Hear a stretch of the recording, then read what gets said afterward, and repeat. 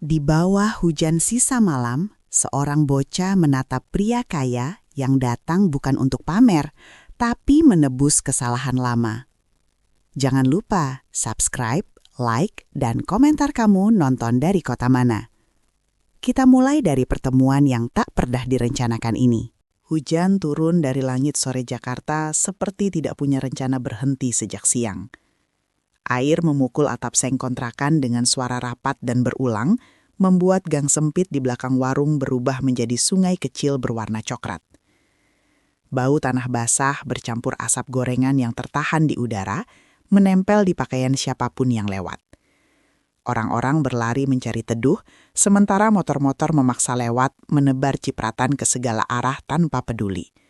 Di depan warung kecil itu, Raka berdiri sambil memeluk tas kain yang sudah pudar warnanya. Anak itu berusia 11 tahun, tubuhnya kurus dan seragam SD yang dipakai tampak kebesaran di bahu. Sepatunya basah sejak 1 jam lalu, kaos kakinya menempel dingin di kulit. Raka menatap ke dalam warung, bukan pada makanan, tapi pada kehangatan yang terasa aman dan tidak menghakimi. Pemilik warung, seorang perempuan parubaya dengan celemek lusuh, sedang mengaduk kopi dalam gelas kaca. Sendoknya beradu pelan dengan dinding gelas, bunyinya ritmis dan menenangkan di tengah hujan. Wajan di belakang sesekali mendesis, tanda pisang goreng hampir matang dan siap diangkat.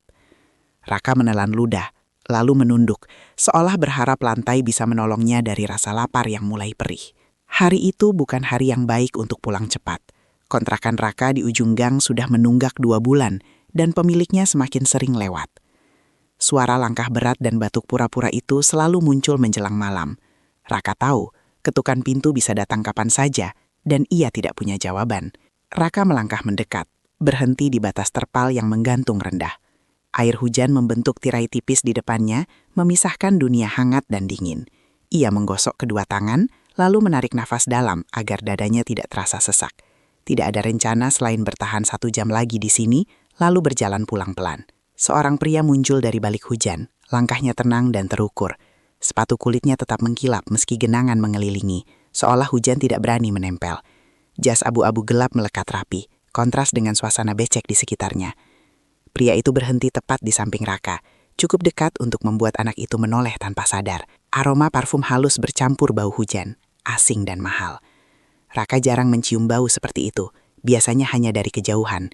Ia melirik pria itu sekilas, lalu kembali menatap lantai. Ada rasa kecil yang tiba-tiba muncul, perasaan tidak pantas berada di dekat sosok seperti itu. Pria itu bernama Arman Wijaya, meski nama itu belum diucapkan hari ini. Wajahnya tampak lelah, garis halus di dahi menahan sesuatu yang lebih berat dari hujan sore. Matanya memandang warung, lalu memandang Raka, dengan tatapan yang sulit dibaca. Ada jarak yang tidak terlihat, tapi terasa tebal di antara mereka. Raka menegakkan bahu, berusaha terlihat lebih besar dari tubuhnya. Ia tidak ingin dikasihani, apalagi diusir seperti pengalaman sebelumnya. "Om mau pesan apa?" kata Raka pelan. Suaranya hampir kalah oleh hujan dan motor lewat. Kalimat itu bukan tawaran, melainkan kebiasaan kecil agar tetap punya peran di tempat ini. Arman mengangguk singkat, lalu memesan kopi hitam tanpa gula. Suaranya datar dan terlatih, seperti biasa memberi instruksi dalam ruang tertutup. Pemilik warung mengiyakan tanpa banyak tanya. Sendok kembali berdenting pelan. Raka tetap berdiri di samping, tidak pergi, tidak juga mendekat. Kopi disajikan beberapa menit kemudian. Uapnya naik tipis dan cepat hilang. Arman meraih gelas, tapi tidak langsung minum.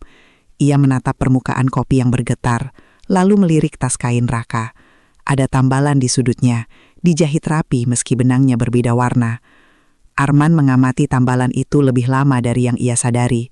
Pekerjaan tangan seperti itu mengingatkannya pada sesuatu yang lama terkubur. Ia menghela napas pendek, lalu memalingkan wajah. Raka menangkap gerakan itu, tapi tidak berani bertanya. "Sekolah masih?" tanya Arman tanpa menoleh. Pertanyaan itu terdengar ringan, tapi menekan tanpa suara. Raka mengangguk, lalu menggeleng ragu, seolah 2 jawaban sama-sama benar. "Masih," jawabnya akhirnya, memilih satu kata yang aman dan netral. Hujan mereda sedikit, berganti rintik yang lebih jarang dan tipis. Sebuah motor lewat, bannya menggerus genangan. Cipratannya mengenai ujung celana Arman. Pria itu tidak bereaksi, hanya menghela napas pendek. Ada sesuatu di matanya yang berubah sesaat. Arman merogoh saku dalam jasnya dengan gerakan pelan. Jarinya berhenti sesaat, seperti menimbang pilihan. Raka menahan napas, bukan karena berharap uang, tapi karena takut salah paham. Ia pernah diusir hanya karena berdiri terlalu dekat dengan pelanggan. Pemilik warung menutup sebagian pintu rolling untuk menahan angin dan hujan. Bunyi logam bergeser memecah kesunyian sore itu. Wajan di belakang dimatikan, desisnya berhenti mendadak. Suasana jadi lebih sempit, lebih intim dan terasa berat. Arman meletakkan selembar uang di meja kayu. Nominalnya cukup besar untuk ukuran warung kecil di gang ini. Ambilkan gorengan untuk anak ini, katanya singkat dan jelas. Nada suaranya tidak meminta persetujuan siapapun. Raka menoleh cepat. Matanya membesar tanpa bisa disembunyikan. Ia ingin menolak, tapi kata-kata tertahan di tenggorokan. Pemilik warung sudah bergerak lebih dulu, memasukkan gorengan ke kertas coklat. Bau hangat langsung menyebar dan menenangkan. Arman meminum kopinya sekali teguk, seolah ingin segera selesai. Wajahnya tetap datar, seperti keputusan itu tidak berarti apa-apa. Raka menerima bungkusan dengan tangan gemetar dan hangat. Ia mengucap terima kasih sangat pelan, hampir seperti berbisik. Pria itu berdiri, merapikan jasnya dengan gerakan rapi. Ia menatap Raka lebih lama dari sebelumnya. Tatapannya kini lebih tajam. Ingat satu hal, katanya, suara lebih rendah dan dingin. Bantuan selalu ada harganya. Kalimat itu jatuh seperti air dingin. Raka membeku. Hujan kembali menguat, menutup bunyi langkah Arman yang menjauh. Pria itu melangkah ke arah mobil yang menunggu di ujung jalan, meninggalkan Raka di bawah terpal yang bergetar. Di tangan Raka, gorengan masih hangat, tapi dadanya terasa kosong. Raka berdiri lama setelah mobil itu pergi. Ia menatap bungkusan di tangannya, lalu ke hujan di depan mata. Sore itu terasa lebih panjang dari biasanya. 2 orang bertemu di tengah hujan, dan satu kalimat mengubah arah hari itu. Raka belum tahu apa harga yang dimaksud Arman. Ia hanya tahu, hidup jarang memberi tanpa meminta kembali. Langit masih menggantung rendah ketika Raka akhirnya beranjak dari depan warung. Lampu-lampu mulai menyala satu persatu, memantul di genangan yang belum sempat surut. Raka menggenggam bungkusan gorengan dengan hati-hati, seolah takut hangatnya menghilang terlalu cepat. Kata-kata Arman terus berputar di kepala Raka, menempel seperti air hujan di ujung rambut. Langkah Raka menyusuri gang sempit terdengar pelan dan ragu. Lampu jalan redup menciptakan bayangan panjang yang ikut bergerak bersamanya. Air mengalir dari selokan kecil, membawa plastik dan daun kering yang terseret malas. Sesekali motor menyalip dari belakang. Suaranya memantul di dinding rumah yang rapat. Raka menepi setiap kali motor lewat. Ia menahan bungkusan agar tidak kena cipratan lagi. Jaket tipisnya sudah lembab sejak sore, dan udara mulai terasa lebih dingin.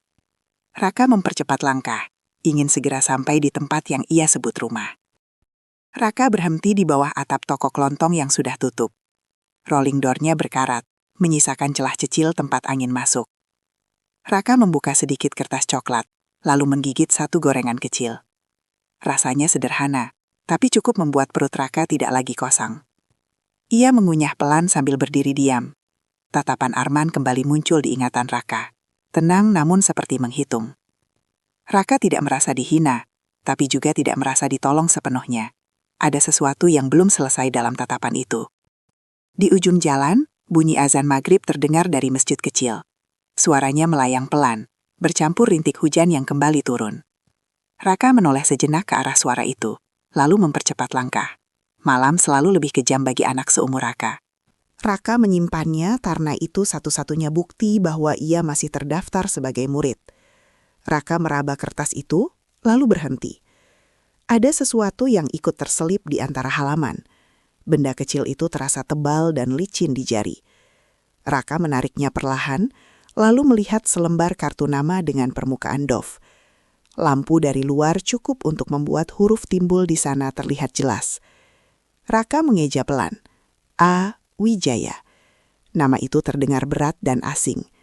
Raka menelan ludah, lalu menaruh kartu itu di meja. Seketika, kata harga dari Arman terasa lebih nyata, seperti peringatan yang menunggu waktu. Raka tidak tahu siapa A. Wijaya di dunia ini. Raka hanya tahu pria di warung tadi terlihat bukan orang sembarangan. Kartu itu membuat bantuan tadi sore berubah makna. Bukan sekedar gorengan, tapi awal dari sesuatu yang tidak ia pahami. Suara ketukan muncul dari luar, sekali, lalu 2 kali. Raka membeku dan menahan napas, berharap suara itu berhenti. Ketukan berubah jadi dorongan pelan pada pintu, lalu suara batuk yang dibuat-buat. Raka mengenali gaya itu tanpa perlu melihat. "Raka, buka." Terdengar suara berat Pak Sumar, pemilik kontrakan. Suaranya tenang, tapi menyimpan tekanan. Raka meraih gagang pintu, lalu berhenti karena tangannya gemetar. Raka ingin menunda, tapi suara itu semakin dekat. Raka membuka sedikit pintu, hanya cukup untuk menampakkan wajah. Pak Sumar berdiri dengan kaos singlet dan jaket tipis. Rambutnya basah oleh hujan. Matanya menyapu ruangan, lalu berhenti pada bungkusan gorengan. Senyum kecil muncul, tapi tidak ramah. "Laper ya?" kata Pak Sumar, seolah sedang bercanda. Raka mengangguk pelan, mencoba menahan rasa malu. Pak Sumar menggeser tubuhnya sedikit, ingin melihat lebih dalam. "Uang sewa kapan?" lanjutnya datar. Raka menelan ludah dan menyiapkan alasan yang sudah terlalu sering dipakai.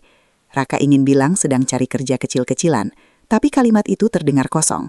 Raka hanya berkata, "Saya usahain, Pak." Pak Sumar menghela napas pendek. "Besok sore saya datang lagi," ujar Pak Sumar sambil menepuk kusen pintu. "Kalau kosong, jangan salahkan saya." Pak Sumar berbalik sebelum Raka sempat bicara. Langkah sandalnya meninggalkan suara basah di gang. Raka menutup pintu pelan dan bersandar di sana. Dada Raka terasa sesak dan berat. Ia duduk di lantai, memeluk lutut, lalu menatap kartu nama itu lagi. Benda kecil itu seharusnya tidak punya kuasa, tapi rasanya mengawasi. Raka teringat kalimat Arman yang dingin. "Bantuan selalu ada harganya." Pikiran Raka berputar, mencoba menebak harga apa yang harus dibayar. Tidak ada jawaban, hanya rasa waspada. Di sisi lain kota, Arman duduk di kursi belakang mobil dengan kaca gelap. Suara hujan menepuk atap mobil dengan ritme halus, berbeda dengan atap seng warung tadi. Sopirnya diam, fokus pada jalan licin. Arman menatap keluar, tapi yang dilihat bukan jalan. Ponsel Arman bergetar sekali. Nama di layar hanya 1 huruf, D. Arman membiarkannya bergetar sebentar sebelum mengangkat. Nada suaranya singkat dan terkendali. "Sudah ketemu," suara di seberang berkata pelan. Arman menjawab singkat, "Sudah." Ada jeda sebelum suara itu melanjutkan laporan. Informasinya terdengar biasa, tapi membuat alis Arman mengerut. "Anaknya tinggal di petak belakang gang," kata suara itu. Orang sekitar bilang dia sendirian. Arman memejamkan mata sejenak. Napasnya terdengar lebih berat dari sebelumnya. Arman menutup telepon tanpa pamit. Ia memegang pelipis, lalu menatap telapak tangannya sendiri. Ada rasa bersalah yang sudah lama tinggal di sana, tertutup oleh angka dan jadwal. Malam ini rasa itu menuntut diakui. Mobil berhenti di lampu merah. Dari luar terdengar klakson angkot dan suara pedagang yang memanggil samar. Arman melihat bayangannya di kaca, lalu membayangkan wajah Raka. Wajah itu tidak meminta, tapi juga tidak menyerah. "Putar balik," kata Arman pada sopir. Sopir menoleh lewat kaca kecil, tampak ragu. "Kemana, Pak?" tanyanya sopan. Arman menjawab pelan, "Ke arah gang warung tadi." Sopir mengangguk dan memutar setir. Mobil masuk ke jalan yang lebih sempit, melewati toko-toko yang mulai padam. Hujan menyisakan kabut tipis yang membuat lampu tampak buram. Malam terasa semakin rapat. Di gang dekat kontrakan Raka, suara pintu rolling toko ditutup terdengar nyaring. Raka yang sedang merapikan buku menoleh, merasa suara itu seperti penanda akhir hari. Raka mematikan lampu dan duduk di kasur tipis. Raka mencoba tidur, tapi pikirannya tidak mau diam. Raka bangkit dan mengambil kartu nama itu lagi. Ia membaliknya, melihat nomor telepon dan alamat kantor yang panjang. Raka tidak paham artinya, tapi ia menghafal 2 angka pertama, kebiasaan kecil untuk berjaga-jaga. Dari luar, suara mobil berhenti terdengar berbeda dari motor tetangga. Langkah kaki menginjak genangan, berat dan terarah. Raka menahan napas, menatap pintu yang diam. Jantungnya berdetak lebih cepat. Ada ketukan pelan, kali ini berbeda dari Pak Sumar. Ketukannya ragu, seolah meminta izin. Raka berdiri tanpa suara dan mendekat. Dari celah pintu, Raka melihat siluet pria berjas di bawah payung hitam. Kalimat Arman kembali terngiang di kepala Raka. Raka tidak langsung menarik gagang pintu. Ia menempelkan telinga ke kayu yang lembab, merasakan dinginnya merambat ke pipi. Nafas orang di luar terdengar tertahan, tidak terburu, seolah sedang menunggu keputusan. Suara hujan masih jatuh pelan, tapi gang terasa sunyi dan menekan. Ketukan itu datang lagi, kali ini lebih teratur. Tidak ada batuk pura-pura, tidak ada suara sandal diseret seperti milik Pak Sumar. Hanya bunyi ujung jari pada kayu dan rintik yang menimpa payung. Raka membayangkan wajah Arman di bawah terpal warung, rapi dan sulit ditebak. Raka membuka pintu sedikit, cukup untuk melihat mata orang di luar. Arman berdiri di bawah payung hitam, jasnya tampak lebih gelap karena hujan yang belum benar-benar reda. Lampu gang memantul di tetes air pada payung, membuat wajah Arman setengah terang dan setengah tenggelam. Raka tidak melihat senyum, tapi juga tidak melihat marah. "Om cari saya?" tanya Raka pelan. Suara Raka terdengar kecil, tapi ia memaksanya tetap tegas agar tidak terdengar takut. Arman mengangguk, lalu menurunkan payung sedikit agar suaranya tidak tertahan hujan. "Aku cuma butuh 2 menit," kata Arman dengan nada terkendali. Raka menahan pintu dengan satu tangan. Ia tidak mengundang Arman masuk, tapi juga tidak menutup rapat seolah memberi ruang bicara. Raka teringat peringatan tentang harga bantuan yang masih segar. Raka tidak ingin terjebak dalam janji yang tidak bisa dibayar. Arman memandang ke dalam ruangan yang sempit. Matanya menangkap kasur tipis, meja reyot, dan pakaian yang digantung rapi di sudut. Pandangan Arman berhenti pada buku-buku Raka yang disusun berurutan. Arman menarik nafas, lalu mengalihkan mata. "Kamu tinggal sendiri?" ujar Arman tanpa nada bertanya. Kalimat itu terdengar seperti kesimpulan. Raka tidak langsung menjawab, karena pertanyaan itu terasa seperti memeriksa luka lama. "Saya bisa urus sendiri," jawab Raka akhirnya. Arman mengangguk lagi, kali ini lebih lambat. Hening menggantung di antara mereka, cukup lama untuk membuat Raka ingin menutup pintu. Dari jauh terdengar motor lewat, bunyinya masuk lalu hilang di ujung jalan.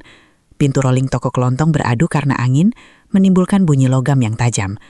"Aku bukan mau ganggu," kata Arman setelah jeda. "Aku cuma ingin pastikan kamu aman malam ini." Raka menatap Arman curiga, karena kalimat itu terdengar terlalu rapi. Raka sudah sering mendengar orang dewasa bicara manis lalu pergi.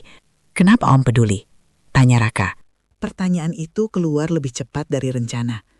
Arman terlihat seperti ingin menjawab segera, tapi mulutnya berhenti. Matanya bergerak ke arah gang, memastikan tidak ada orang lain. "Ada hal lama," kata Arman singkat. Dada Raka mengencang mendengar kata itu. Kata tersebut membuka ruang imajinasi yang tidak ia inginkan. Raka ingin bertanya lebih jauh, tapi takut membuka pintu terlalu lebar. Raka memilih aman dan melirik meja di dalam, tempat kartu nama itu tergeletak. Arman menurunkan payung sedikit lagi. "Kartu itu ada di kamu kan?" ujar Arman dengan suara setengah berbisik. Raka terkejut karena Arman seolah tahu isi ruangan. Jari Raka menggenggam gagang pintu lebih kuat. "Om kasih itu sengaja," ucap Raka. Arman mengangguk sekali. "Ya," jawab Arman tanpa berputar. Raka menunggu penjelasan lanjutan, tapi Arman tidak langsung memberi apapun. Hujan makin rapat, lalu berhenti sebentar, lalu turun lagi. Bunyi tetes air di payung berubah cepat, seperti drum kecil yang tidak konsisten. Arman melirik jam tangannya, lalu kembali menatap Raka. "Aku tidak akan maksa," kata Arman. Raka membiarkan pintu tetap setengah terbuka. Ia teringat Pak Sumar yang sore tadi mengancam dengan nada tenang. Perut Raka kembali terasa dingin. Raka tidak punya keluarga untuk jadi tameng. Ia hanya punya keberanian yang sering habis sebelum dipakai. "Aku dengar pemilik kontrakan kamu datang," kata Arman pelan. Raka langsung menegang karena ia tidak merasa pernah cerita. Raka ingin bertanya dari mana Arman tahu, tapi lidahnya kaku. Arman mengangkat tangan memberi isyarat agar Raka tidak panik. "Ada orang yang kasih info," lanjut Arman. "Bukan buat nyakitin kamu." Raka ingin percaya, tapi kebiasaan hidup membuatnya ragu. Raka menatap mata Arman, mencari celah bohong. Arman tidak berkedip lama, wajahnya tetap datar, tapi ada garis halus di bawah mata yang tampak lelah. Raka menangkap itu sebagai tanda manusia, bukan mesin uang. Bahu Raka turun sedikit. "Oh mau apa?" tanya Raka lagi. Arman menarik napas, lalu berbicara lebih pelan. "Besok kamu ikut aku sebentar," ucap Arman. Raka langsung menggeleng kecil, refleks tanpa berpikir. "Tidak," jawab Raka singkat. Ia takut itu jebakan, atau rasa malu karena merasa tidak pantas. Ia juga takut dianggap anak manja yang mudah dibeli. Penolakan itu keluar begitu saja. Arman tidak tersinggung, tapi sorot matanya mengeras sebentar. "Kamu pikir aku mau jual kamu?" Raka tidak menjawab, karena pertanyaan itu terlalu dekat dengan ketakutannya. Arman menghela napas dan menurunkan nada. 2 menit lagi," kata Arman. Aku cuma ingin kamu simpan ini. Arman memasukkan tangan ke saku jas dan mengeluarkan amplop kecil. Warnanya coklat muda dan tampak biasa. Arman mengulurkan amplop itu tanpa melewati batas pintu. Ia menaruhnya di ambang, lalu mundur 1 langkah. Buka kalau kamu terdesak, ujar Arman. Kalau tidak, simpan saja. Raka menatap amplop itu lama. Ia tidak tahu apakah di dalamnya uang, alamat, atau sesuatu yang lebih berbahaya. Raka merasa seperti sedang ditawari jalan keluar yang punya pintu belakang. Tangannya ragu bergerak. Raka mengambil amplop itu perlahan. Amplopnya terasa ringan, tapi beban di kepala Raka terasa berat. Raka mendongak dan melihat Arman menatapnya dengan serius. "Kenapa?" tanya Raka. Suaranya hampir pecah. Arman diam sebentar. Hujan menimpa payung dan mengisi jeda, seolah memberi waktu memilih kata. "Karena aku telat," kata Arman akhirnya. "Aku tidak mau telat lagi." Raka menahan napas. Kalimat itu terdengar seperti penyesalan, tapi penyesalan siapa belum jelas. Raka tidak punya jawaban, hanya rasa asing yang tiba-tiba terasa dekat. Raka meremas amplop dan menunduk. Pukulan itu datang pelan. Arman membetulkan posisi payung dan menatap ujung gang. "Kamu kunci pintu," kata Arman. "Jangan buka untuk siapapun malam ini." Raka mengangguk kecil meski takutnya belum hilang. Arman berjalan mundur 2 langkah lalu berbalik. Sepatunya menginjak genangan dan menimbulkan suara cipratan kecil. Dari jauh terdengar klakson angkot, lalu sunyi lagi. Arman tidak menoleh, tapi suaranya terdengar jelas. "Kalau ada apa-apa," kata Arman, "ingat nama di kartu itu." Raka ingin memanggil Arman dan menanyakan nama lengkapnya, tapi kata-kata tertahan. Raka menutup pintu perlahan sampai rapat. Bunyi kayu bertemu kusen terdengar final. Di dalam kamar, Raka menyalakan lampu kecil. Cahaya kuning membuat amplop coklat itu tampak lebih tua. Raka meletakkannya di atas meja lalu menaruh kartu nama di sampingnya. 2 benda itu seperti 2 pintu yang sama-sama menakutkan. Raka duduk di kasur tipis dan memejamkan mata. Suara hujan kembali ramai di atap seng, lalu mereda, lalu ramai lagi. Dari luar terdengar motor melintas cepat dan suara orang tertawa sebentar. Raka memeluk tas kainnya seperti pegangan terakhir. Pagi belum datang, tapi keputusan sudah menunggu. Raka memandang amplop itu dan merasa seperti sedang ditarik masuk ke dunia orang dewasa. Raka tidak tahu apakah harus membuka atau bertahan dengan cara lama. Ketukan itu tidak berhenti setelah sekali. Bunyi di pintu datang beruntun, lebih keras, lebih berani, seperti orang yang tidak suka menunggu dan merasa berhak. Raka berdiri kaku di dekat kasur, menatap gagang pintu seolah gagang itu bisa memberi jawaban. Amplop coklat di meja ikut terasa tegang, diam tapi menekan. Raka melangkah pelan, menghindari papan lantai yang berderit karena usia. Setiap langkah terasa terlalu keras di telinganya sendiri. Raka mengintip dari celah kecil di sisi pintu, tapi lampu gang membuat bayangan di luar sulit dibaca. Ada siluet tubuh besar bergerak, disertai napas berat yang sengaja dikeraskan. "Raka, buka sekarang," terdengar suara yang tidak asing. Bukan Pak Sumar pemilik kontrakan, tapi nada itu sering terdengar di warung dekat mulut gang. Nada memerintah, nada orang dewasa yang menganggap anak kecil tidak punya pilihan. Raka mundur setengah langkah tanpa sadar. Ketukan berhenti sebentar, lalu berubah menjadi bunyi lain. Ada suara kunci diputar di luar, pelan tapi jelas. Raka terkejut karena gembok seharusnya berada di sisi dalam. Bunyi besi bergesek membuat perut Raka mual dan dingin. Raka cepat-cepat menahan pintu dengan bahu. Kayu tua itu bergetar pelan, seperti ikut menahan. "Jangan keras kepala," kata suara itu. "Kaku cuma mau ngobrol." Raka tahu kalimat seperti itu sering jadi awal masalah panjang. Raka memandang meja kecil di sudut kamar. Amplop coklat dan kartu nama tergeletak berdampingan. Tangannya gemetar, tapi Raka memaksa diri tetap tenang. Panik hanya akan membuat segalanya lebih buruk. "Saya tidak buka," bisik Raka. Suaranya pelan, tapi cukup terdengar. Di luar terdengar tawa kecil, tawa yang dingin dan tidak ramah. "Bocah sok berani," jawab suara itu singkat. Bunyi langkah mendekat terdengar lebih jelas. Ada suara benda ditendang, entah ember atau kayu. Pintu bergetar dan kusennya beradu pelan. Raka memejamkan mata sebentar, lalu membukanya lagi dengan cepat. Ini bukan ketukan biasa, ini ujian. Raka meraih ponsel jadulnya yang baterainya sering ngedrop. Layarnya retak di sudut, tapi masih bisa menyala. Raka membuka kontak yang paling baru dihafal, lalu menekan angka pertama yang diingat dari kartu nama. Jarinya ragu, tapi rasa takut mendorongnya terus. Nada sambung terdengar, lalu putus, lalu menyambung lagi. Raka menelan ludah sambil menunggu. Di luar, suara orang itu makin kasar, diselingi ketukan yang berubah seperti pukulan. Raka menempelkan ponsel ke telinga dengan tangan basah keringat. Halo? Terdengar suara pria, tenang dan rendah. Raka tidak yakin itu Arman, tapi nadanya terasa sama seperti malam sebelumnya. Raka bicara cepat. Om, ini Raka, ada orang mau masuk. Raka tidak menyebut alamat karena Raka sendiri tidak tahu cara menjelaskannya. Ada jeda singkat, lalu suara itu bertanya. Kamu kunci pintunya?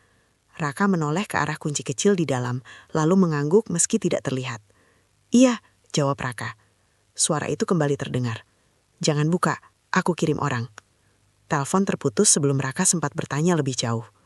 Raka menatap layar ponsel beberapa detik, lalu menggenggamnya erat. Di luar, suara orang itu terdengar tidak sabar, seolah waktu sepenuhnya miliknya. Raka menahan pintu dan menunggu sesuatu yang tidak pasti.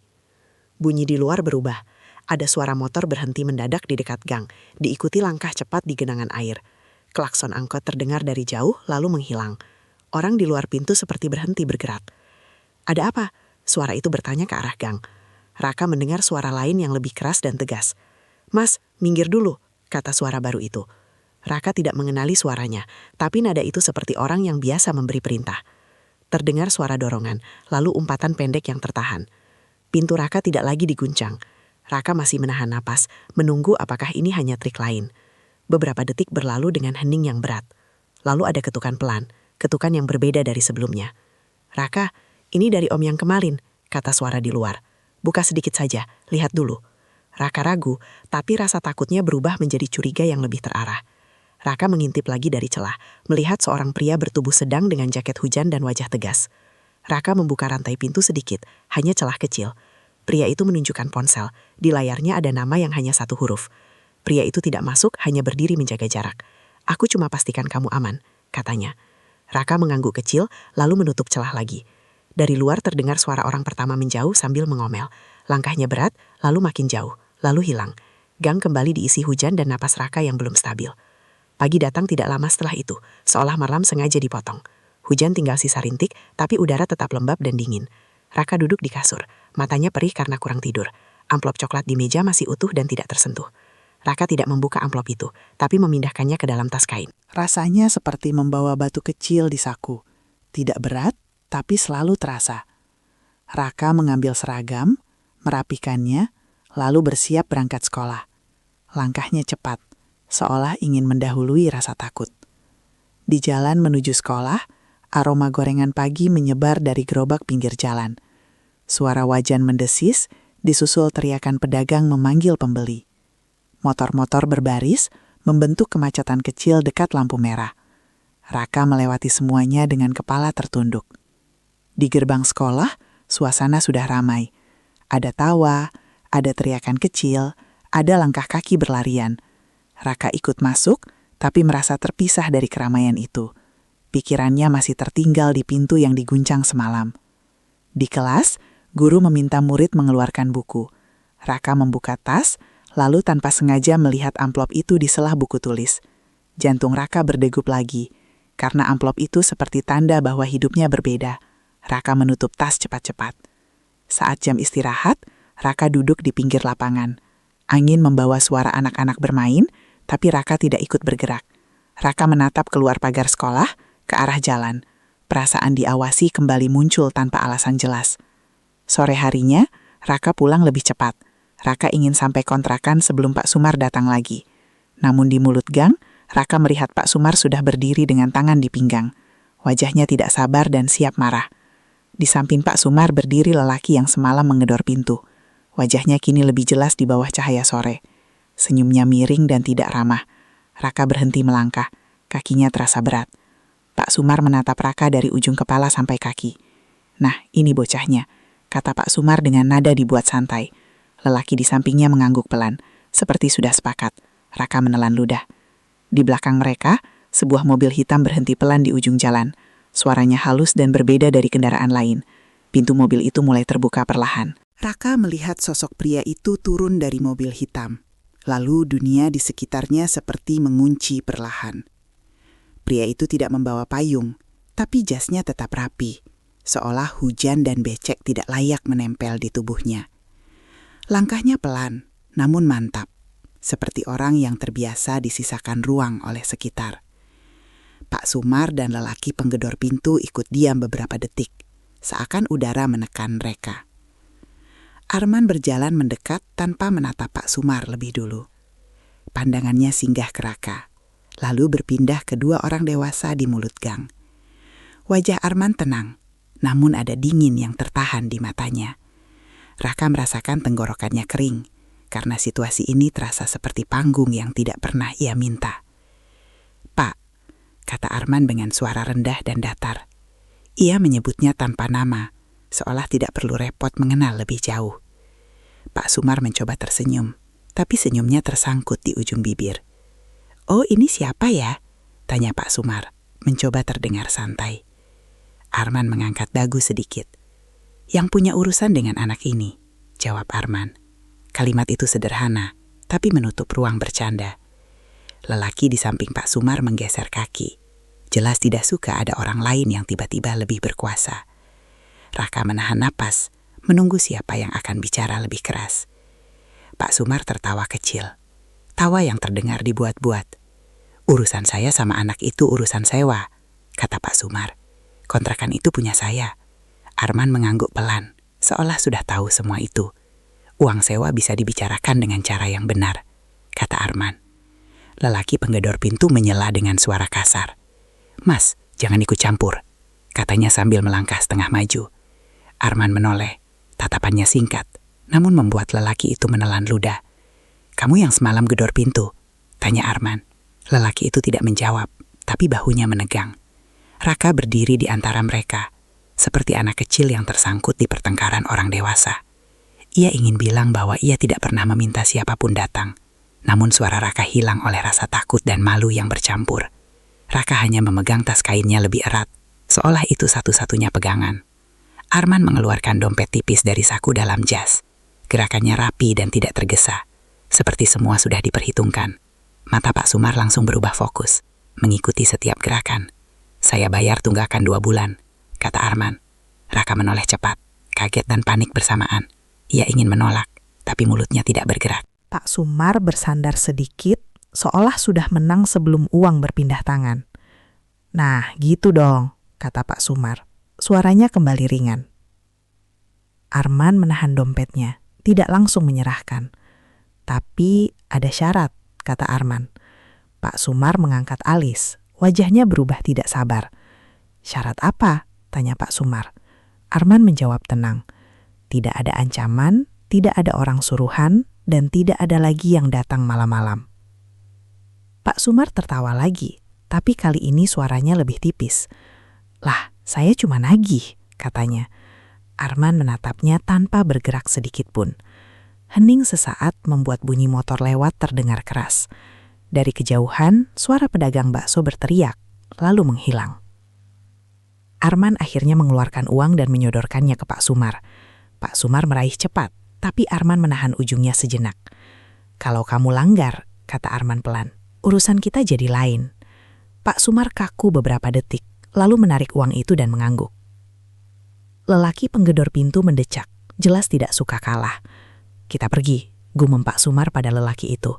Mereka berbalik dengan langkah cepat, seperti takut ada kalimat tambahan. Saat mereka menjauh, Raka baru menyadari kakinya gemetar. Ia menunduk, merasa seperti baru saja dibeli tanpa persetujuan. Arman menoleh pada Raka. "Kamu masuk dulu," kata Arman. Raka tidak bergerak, karena masih tidak percaya dengan apa yang baru terjadi. Arman mendekat 1 langkah, suaranya diturunkan. "Aku tidak mau kamu kena masalah gara-gara orang dewasa." Raka akhirnya berjalan pelan menuju kontrakan. Arman mengikuti sampai depan pintu, lalu berhenti di luar. Raka membuka pintu, tapi ragu menoleh. "Aku di sini sebentar," kata Arman. Raka mengangguk kecil, lalu masuk. Di dalam kamar, Raka meletakkan tas dan duduk di kasur. Amplop coklat masih ada di dalam tas, belum pernah dibuka. Raka menatap meja sempit itu lama, seolah meja bisa menjelaskan semua kejadian hari ini. Jantungnya masih berdetak cepat dan tidak beraturan. Raka membuka pintu sedikit lagi dan melihat Arman masih berdiri di luar. Hujan sudah berhenti, tapi gang masih basah dan licin. Lampu sore memantul di genangan kecil di tanah. Arman menatap ujung gang sejenak, memastikan tidak ada orang kembali. "Kamu kenapa bantu saya?" tanya Raka akhirnya. Suaranya pelan dan bergetar, nyaris tidak terdengar. Arman tidak langsung menjawab, seolah menyusun kalimat agar tidak merusak sesuatu yang rapuh. Karena aku punya salah, kata Arman. Raka terdiam. Kata itu terdengar terlalu berat untuk dibawa anak 11 tahun. Ia ingin bertanya salah apa, tapi takut jawabannya akan membuat dirinya semakin kecil. Raka hanya menatap, menunggu. Arman menarik napas panjang. Aku tidak minta kamu percaya, katanya. Aku juga tidak minta kamu terima aku. Raka mengerutkan kening, karena kalimat itu terdengar seperti orang yang meminta maaf tanpa berani menyebut dosa. Dari jauh terdengar suara wajan di warung mulai mendesis lagi. Sore di gang kembali hidup perlahan. Ada orang memanggil, ada motor masuk, ada pintu ditutup. Raka mendengar semua itu seperti dari jarak jauh. Fokusnya hanya pada Arman. Arman melanjutkan, "Kamu tidak harus ikut aku." Raka cepat menjawab, "Saya tidak mau." Arman mengangguk dan tidak marah. "Aku dengar," katanya. "Aku cuma ingin kamu punya waktu." Raka menelan ludah. "Waktu buat apa?" tanya Raka. Arman menatap Raka lebih lama. "Buat tetap sekolah," jawab Arman. "Buat tetap jadi anak, bukan cuma bertahan." Raka ingin tertawa, tapi yang keluar justru rasa sakit di dada. Hidup Raka tidak memberi ruang untuk benar-benar jadi anak. Ia sudah terbiasa menghitung uang receh dan menahan lapar. Kalimat Arman terdengar indah, tapi seperti datang dari dunia lain. Arman merogoh saku lagi dan mengeluarkan sesuatu yang lebih kecil dari amplop. Sebuah kunci dengan gantungan sederhana tanpa logo. Arman tidak langsung memberikannya. "Ini kunci gudang kecil dekat warung," kata Arman. Raka bingung. "Buat apa?" tanya Raka. Arman menjawab pelan, "Kalau kamu butuh tempat aman, kamu bisa masuk." Raka menatap kunci itu lalu menatap wajah Arman. Ia tidak tahu apakah ini pertolongan atau jerat baru. "Om kaya ya," kata Raka tanpa sengaja. Arman tersenyum tipis, senyum yang cepat menghilang. "Aku punya uang," jawab Arman, "tapi uang tidak bisa menghapus hal yang sudah terjadi." Kalimat itu membuat Raka diam lama. Arman terlihat seperti menahan sesuatu di dada. Matanya sempat berkaca, lalu kembali datar. Raka merasakan ada luka besar di balik jas rapi itu. Pukulan itu terasa jelas. Arman menyimpan lagi kunci itu di telapak tangan dan menunggu. Raka akhirnya mengulurkan tangan dan mengambil kunci itu pelan. Sentuhan logamnya dingin, tapi terasa nyata. "Kalau saya pakai, saya harus bayar apa?" tanya Raka lirih. Arman menggeleng. "Tidak ada," katanya. "Aku cuma ingin kamu bertahan." Raka tidak langsung percaya, tapi kata-kata itu menempel di kepala. Untuk pertama kalinya, ia merasa ada orang dewasa yang tidak bicara dengan ancaman. Arman memalingkan wajah, seolah tidak ingin terlihat terlalu lembut. Dari jauh terdengar klakson angkot, dan suara anak kecil tertawa. Gang mulai ramai lagi seperti biasa. "Besok aku datang lagi sebentar," kata Arman. Raka memegang kunci itu erat. "Kalau Om datang lagi, orang-orang bakal ngomong," kata Raka. Arman mengangguk, memahami. "Aku akan hati-hati," jawab Arman. "Aku juga tidak mau kamu jadi sasaran."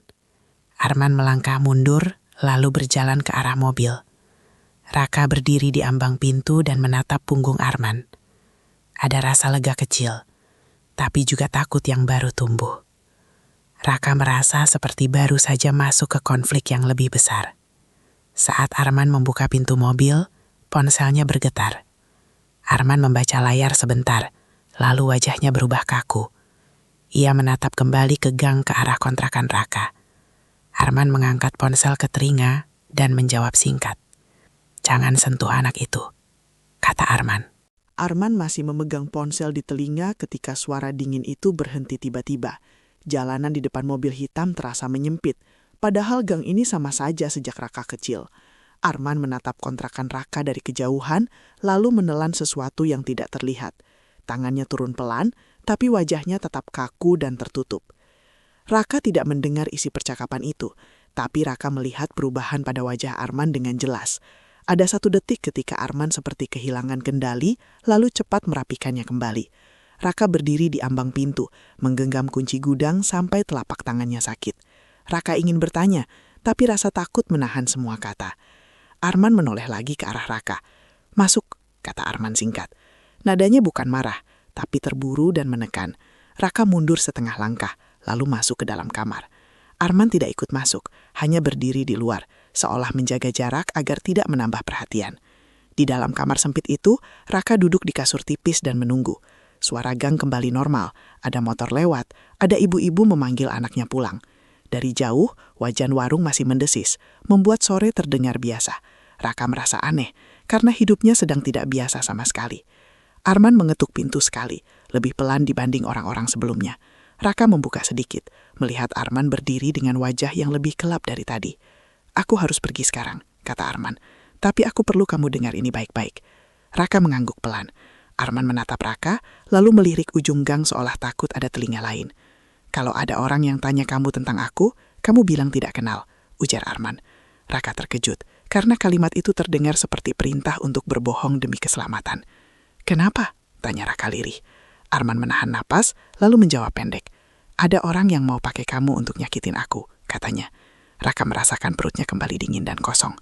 Raka memandang kunci di tangannya, lalu menatap Arman dengan mata menyempit. "Terus kenapa Om datang?" tanya Raka. Pertanyaan itu keluar tajam, karena Raka lelah dijadikan alat orang dewasa. Arman mengerutkan dahi, tapi tidak membalas dengan keras. "Aku datang karena kamu sudah keburu ada di sini," jawab Arman. "Aku tidak bisa pura-pura tidak lihat." Raka menatap lantai, karena kalimat itu terdengar seperti rasa bersalah yang datang terlambat. Raka ingin marah, tapi marah tidak pernah membuat perut kenyang. Arman mengeluarkan selembar kertas kecil dari dompetnya. Bukan uang, melainkan nomor telepon lain dan satu alamat singkat. "Kalau kamu benar-benar terdesak, kamu ke alamat ini," kata Arman. "Cari Bu Nani. Bilang kamu dari aku." Raka menerima kertas itu, tapi tidak memasukkannya ke tas. Raka memegangnya seperti memegang benda panas. "Saya tidak mau pindah," ucap Raka. "Saya cuma mau hidup saya biasa." Arman menatap Raka lama, seolah menimbang sesuatu yang berat. "Aku juga pingin itu," katanya pelan. "Tapi ada hal yang sudah keburu bergerak." Raka merasa kata-kata itu seperti pintu yang tidak bisa ditutup kembali. Arman melanjutkan dengan suara lebih rendah. "Besok, aku akan atur supaya kontrakan kamu aman." Raka langsung menggeleng. "Om tadi sudah bayar," kata Raka. "Saya tidak mau jadi utang budi." Arman terlihat seperti tertusuk, tapi tetap menahan ekspresi. "Aku tidak minta kamu balas apapun," kata Arman. Raka mengangkat dagu, berusaha terlihat kuat. "Tapi semua orang yang bantu saya selalu minta balik," ujar Raka. Arman diam lama dan tidak membantah.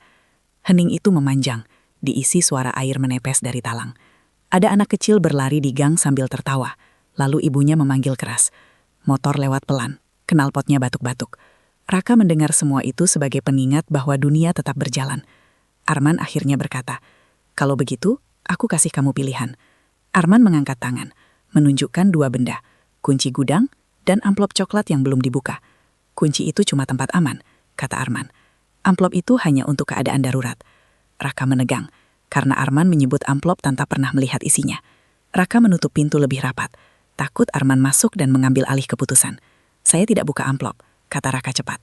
Arman mengangguk, terlihat sedikit lega. "Bagus," jawab Arman. "Kalau kamu bisa bertahan tanpa itu, berarti kamu kuat." Raka tidak merasa kuat, tapi kata itu membuat dadanya hangat sesaat. Raka menatap Arman dan melihat kelelahan yang tidak bisa disembunyikan. Arman mundur satu langkah. "Aku pergi," kata Arman. "Aku akan kirim orang yang sama seperti semalam untuk jaga dari jauh." Raka langsung menggeleng lagi. "Jangan," kata Raka. "Saya tidak mau ada orang jaga saya." Arman terdiam. Raka menambahkan dengan cepat. "Kalau orang kampung lihat, mereka pasti ngomong macam-macam." Arman mengangguk pelan, lalu menyimpan ponselnya. "Oke," kata Arman. "Aku coba cara lain." Arman berbalik dan berjalan ke mobil. Raka menutup pintu dan bersandar di sana. Tangannya masih memegang kunci, dinginnya menempel sampai ke tulang.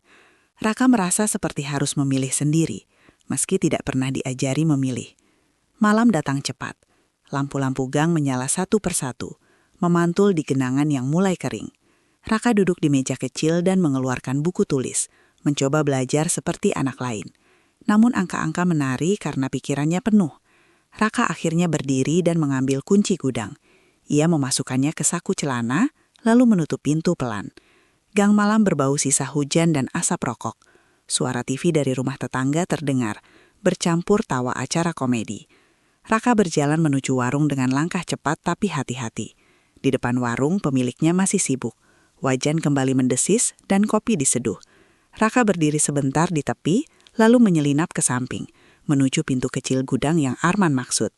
Kunci itu bergetar di tangan Raka. Raka memasukkan kunci dan memutarnya pelan. Bunyi klik terdengar kecil, tapi cukup membuat Raka menahan nafas. Pintu gudang terbuka sedikit, mengeluarkan bau kardus dan kayu lembab. Raka masuk setengah badan dan berhenti sejenak. Di dalam gudang ada tumpukan dus, kursi plastik, dan satu rak besi tua. Raka menyalakan senter kecil dari ponsel. Cahayanya menyapu lantai berdebu. Raka awalnya hanya ingin memastikan tempat ini benar-benar aman. Namun di sudut rak, Raka melihat map plastik bening yang terasa salah. Raka menarik map itu pelan. Di dalamnya ada beberapa lembar fotokopi rapi dengan cap basah yang sudah pudar. Raka tidak paham semua isinya, tapi Raka melihat namanya tertulis jelas di salah satu halaman. Mata Raka membesar dan jantungnya berdentum keras. Pukulan itu datang cepat. Dari luar gudang terdengar langkah mendekat disertai suara orang berdeham. Raka mematikan senter, menahan nafas dan memeluk map itu ke dada. Bayangan kaki berhenti tepat di depan pintu gudang yang setengah terbuka. Raka tidak langsung menjawab bisikan dari luar gudang. Raka menekan map plastik itu ke dada, merasakan sudutnya menekan tulang rusuk sampai nyeri. Bau kardus lembab bercampur debu menempel di hidung, membuat napas Raka menjadi pendek dan tidak teratur. Di balik pintu yang setengah terbuka, bayangan kaki masih diam, seolah menunggu kesalahan kecil. Raka menelan ludah dan memiringkan tubuh perlahan. Raka mencari tempat bersembunyi di balik tumpukan dus mie instan dan galon kosong. Gudang itu sempit, tapi cukup gelap untuk menyembunyikan anak kecil yang tahu caranya diam. Raka mematikan layar ponsel agar tidak ada cahaya bocor yang mengkhianati. Di luar, suara orang berdeham lagi. Suara itu terdengar sengaja, seperti tanda bahwa ia tidak pergi kemana-mana. "Cari apa, Nak?" Suara itu mengulang pelan. Nadanya tidak keras, tapi justru itulah yang membuat Raka semakin takut. Raka mengenali nada orang dewasa yang merasa punya kuasa. Nada yang sering terdengar di mulut orang-orang yang terbiasa menekan tanpa harus berteriak. Raka menahan napas, mencoba mengingat jalan keluar dari gudang ini. Kepalanya berputar, menghitung langkah dan jarak.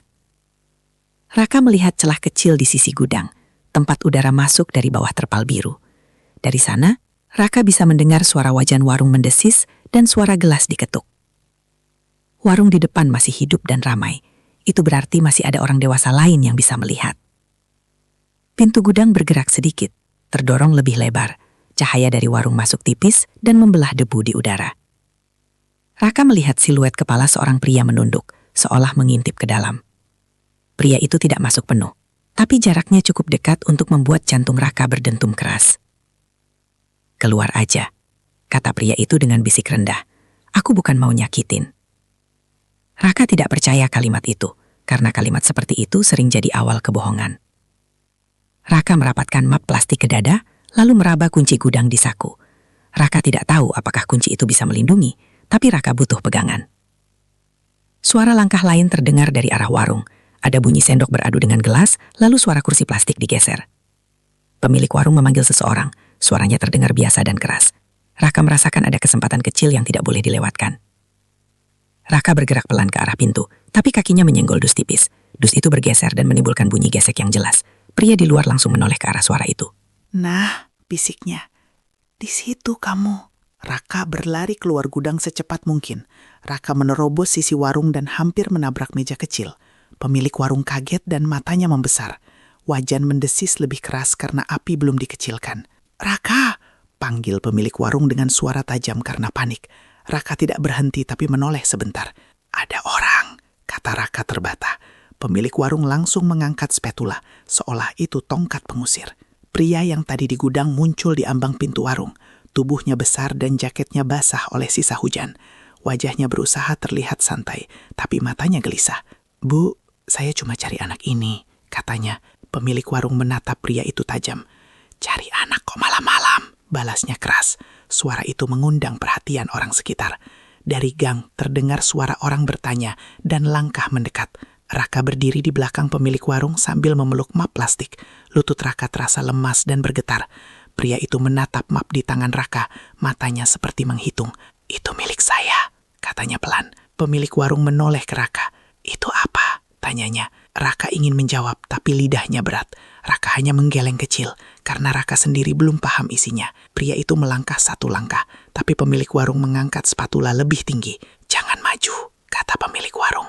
Kalau kamu macam-macam, saya teriak. Pria itu berhenti dan mengangkat tangan, pura-pura damai. Bu, saya ini cuma disuruh, katanya. Kalimat itu membuat Raka makin takut.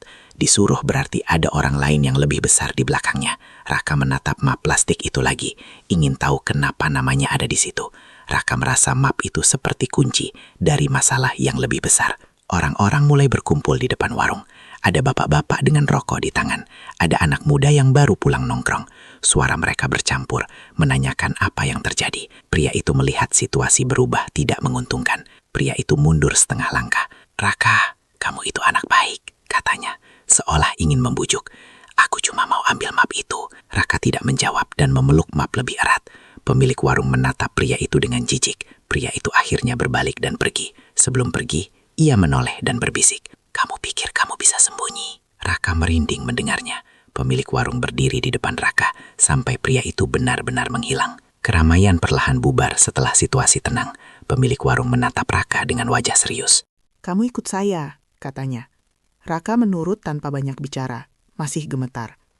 Pemilik warung membawa Raka ke sisi belakang warung. Di sana ada bangku kayu dan kipas angin tua yang berdecit. Suara wajan sudah mengecil, hanya sisa minyak meletup pelan. Dari luar terdengar motor lewat dan suara orang menutup pintu rumah. Sekarang jelasin, kata pemilik warung. Raka duduk dan mengeluarkan map dari pelukan. Tangannya gemetar saat membukanya. Pemilik warung mendekat dan mencoba membaca bersama. Di dalam map ada fotokopi beberapa lembar. Ada surat pengantar, ada catatan seperti laporan, dan ada foto kecil yang sudah buram. Pemilik warung menunjuk baris tertentu. Ini nama kamu, katanya pelan. Raka mengangguk dan matanya terasa panas. Raka melihat cap basah dan tanda tangan yang tidak ia kenal. Ada satu kalimat yang bisa Raka baca, tentang penitipan sementara. Kepala Raka terasa berputar.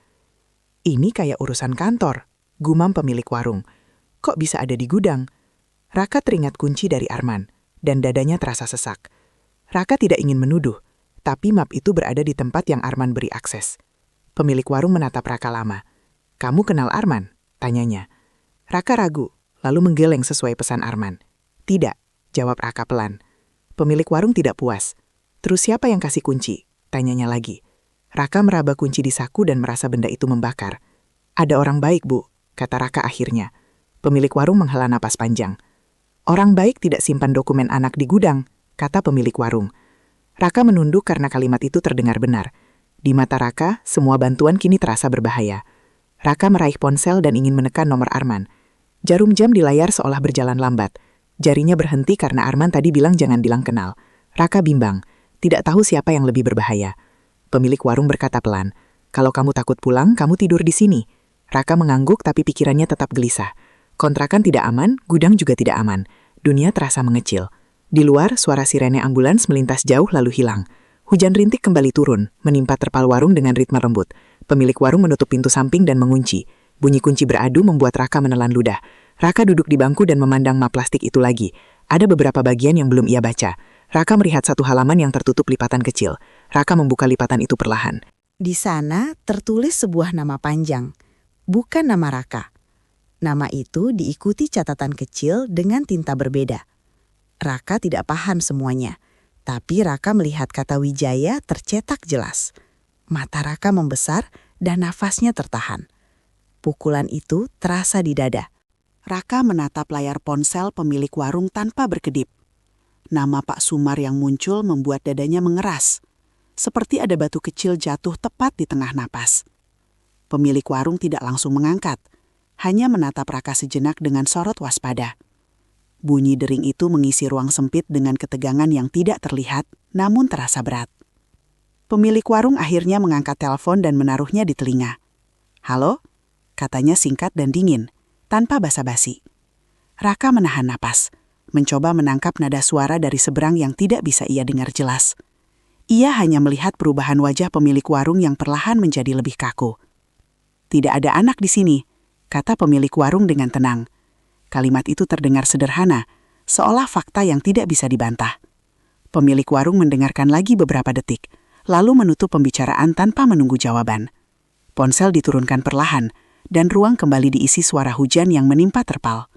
Raka menatap pemilik warung dengan mata penuh tanya.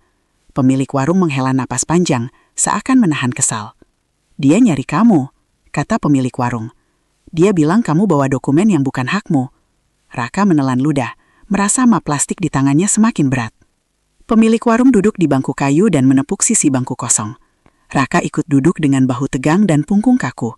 Kipas angin tua berputar pelan, suaranya berdecit tidak beraturan.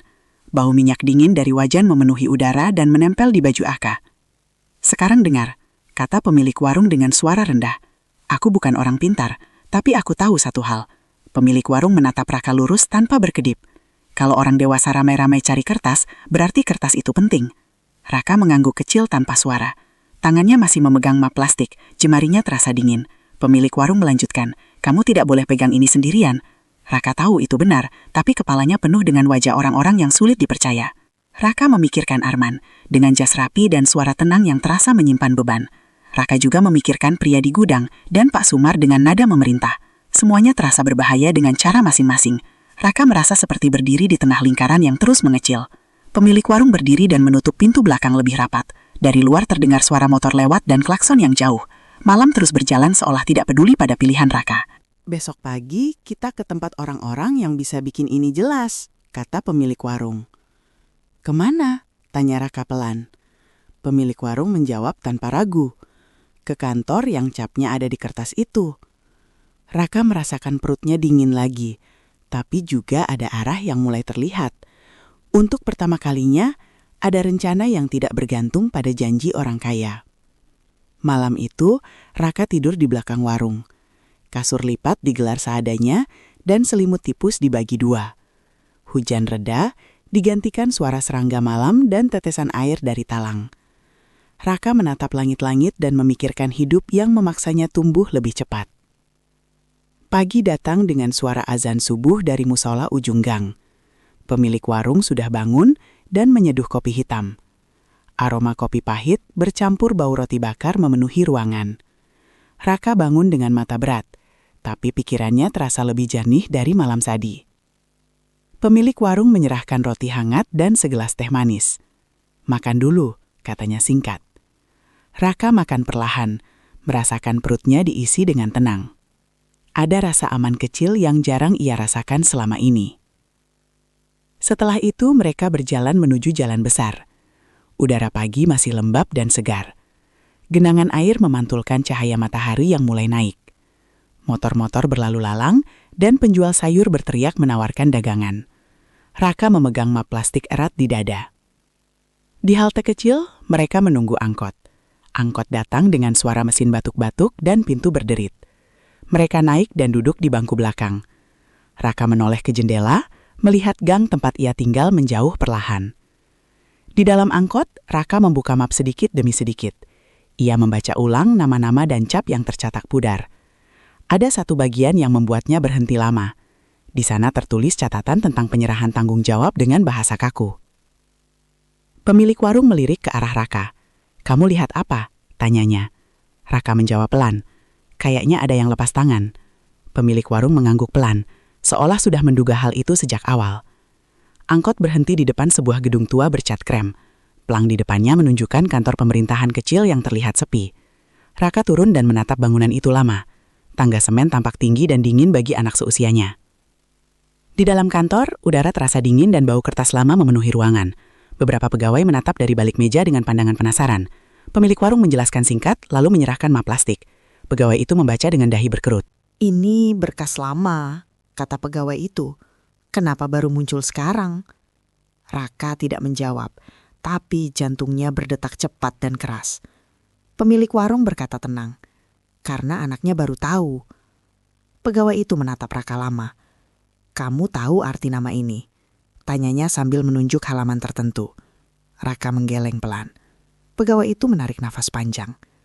"Nama itu orang yang dulu bertanggung jawab atas kamu," kata pegawai itu, dan dia menandatangani pelepasan itu. Raka merasa dunia berhenti sejenak. Semua suara terdengar jauh dan teredam. Pukulan itu terasa pelan tapi dalam. Raka menunduk dan meremas ujung map sampai kusut. Pemilik warung meletakkan tangan di bahu Raka dengan lembut. Pegawai itu melanjutkan, "Kalau kamu mau, ada cara untuk membuka ulang ini." Raka mengangkat kepala dengan mata basah. "Caranya?" tanya Raka lirih. Pegawai itu menjawab, "Kita perlu orang yang tanda tangan dan saksi." Raka langsung memikirkan Arman. Nama belakang di dokumen itu sama. Pemilik warung menatap Raka. "Kamu mau?" tanya pemilik warung lagi. Raka mengangguk perlahan. Bukan karena yakin, tapi karena Raka ingin hidupnya jelas. Untuk pertama kalinya, Raka memilih sesuatu dengan sadar. Mereka keluar dari kantor dengan langkah pelan. Matahari sudah naik lebih tinggi, dan jalanan semakin ramai. Raka merasa lelah, tapi juga lebih ringan. Ada jalan yang terlihat, meski masih panjang dan tidak mudah. Di luar, ponsel Raka bergetar. Nomor yang muncul tidak dikenal. Raka menatap layar beberapa detik, lalu mengangkat. Dari seberang terdengar suara Arman yang berat dan jujur. "Raka," kata Arman, "aku siap tanda tangan kalau kamu mau." Dengan bantuan pemilik warung, Raka membawa dokumen ke kantor resmi dan mengetahui kebenaran tentang pelepasan tanggung jawab. Raka akhirnya memiliki pilihan nyata untuk membuka ulang masa depannya. Raka menatap gedung itu sekali lagi dan bertanya dalam hati, apakah tanda tangan Arman benar-benar akan menyembuhkan semuanya?